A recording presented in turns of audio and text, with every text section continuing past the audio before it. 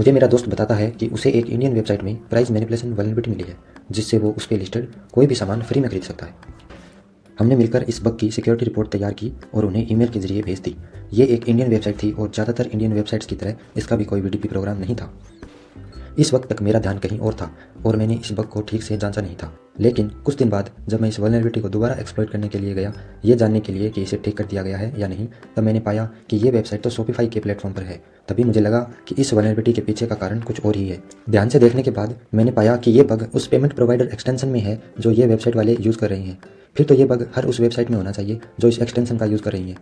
हमने रिसर्च की और पाया कि 4000 से भी ज़्यादा इंडियन वेबसाइट्स हैं जो अपने पेमेंट के लिए इस एक्सटेंशन का इस्तेमाल कर रही हैं। हमने उनमें से कुछ वेबसाइट्स पर इस बग को एक्सप्लॉइट करने की कोशिश की, पर हमें रिजल्ट वो नहीं मिले जो हम सोच रहे थे, और ये अच्छी बात थी। हमने पाया कि केवल कुछ ही वेबसाइट्स में ये बग एक्सप्लॉइट हो रहा था, जिससे हमें पता लगा कि वल्नरेबिलिटी एक्सटेंशन में तो है, मगर इसे केवल तभी एक्सप्लॉइट किया जा सकता है जब इस एक्सटेंशन को सही से कॉन्फ़िगर नहीं किया गया हो। एज ए बग हंटर्स, हमने इस पेमेंट एक्सटेंशन की टीम से मल्टीपल चैनल के माध्यम से बात करने की कोशिश की, क्योंकि इनका भी कोई वीडीपी प्रोग्राम नहीं था, मगर उनकी तरफ से कोई भी रिस्पॉन्स नहीं आ रहा था। हमने शॉपिफाई पर अकाउंट बनाया और इस एक्सटेंशन को ऐड किया। मुझे एक अलग सपोर्ट पैनल दिया गया, जिससे मैं उनकी टीम से तो बात कर पाया, लेकिन उन्होंने भी इस पर ज़्यादा ध्यान नहीं दिया और ईमेल करने का बोलकर चैट क्लोज कर दी।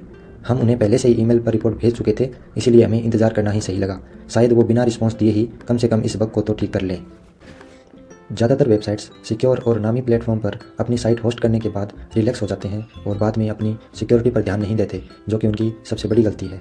हमने पाया कि इन सभी वेबसाइट्स में से किसी में भी वल्नरेबिलिटी डिस्क्लोजर प्रोग्राम यानी कि वीडीपी सिक्योरिटी रिपोर्ट जैसा कोई भी पेज अवेलेबल नहीं था, और तो और ईमेल्स भी केवल सेल्स और मार्केटिंग रिलेटेड ही थी। हमने इनकी टीम से कॉन्टैक्ट करने के लिए इन ईमेल्स का प्रयोग किया, मगर उनका कोई जवाब नहीं आ रहा था।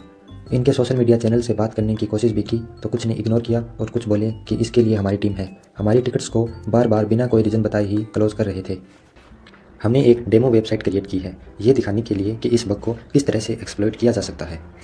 आइए समझते हैं कि इस वेब एप्लीकेशन में पेमेंट सिस्टम कैसे काम कर रहा है। एक नॉर्मल यूज़र पेमेंट करने के लिए कोई एक आइटम ऐड टू कार्ट करता है और फिर कार्ट में जाकर क्वांटिटी को अपने अनुसार चेंज करता है।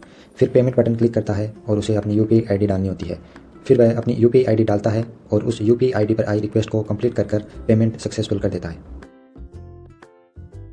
अब देखते हैं कि अटैकर प्राइस को किस तरह से कम करता है। वो सबसे पहले कोई एक आइटम ऐड टू कार्ट करता है और फिर कार्ट में जाकर उसकी क्वांटिटी को 2 पर सेट कर देता है। फिर यूपीआई आईडी डालकर पेमेंट बटन प्रेस करता है, मगर इस रिक्वेस्ट को ब्रबशूट की मदद से इंटरसेप्ट करता है और प्राइस को बदल कर 1 कर देता है।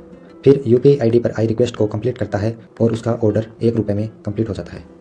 हम इस पेमेंट एक्सटेंशन और वेबसाइट्स को इस समय डिस्क्लोज नहीं कर सकते, क्योंकि ये अभी भी वल्नरेबल हैं। हम सभी कंपनियों से आग्रह करते हैं कि अपनी वेबसाइट्स में बड़े बड़े मार्केटिंग, सेल्स और प्रोडक्ट पेजेस के अलावा एक पेज वीडीपी या सिक्योरिटी का जरूर रखें, जिसमें एक फोरम या ईमेल डालें, ताकि हम जैसे लोग आपकी सुरक्षा के लिए इस तरह के अटैक्स की जानकारी आपकी सिक्योरिटी टीम को दे सकें। धन्यवाद।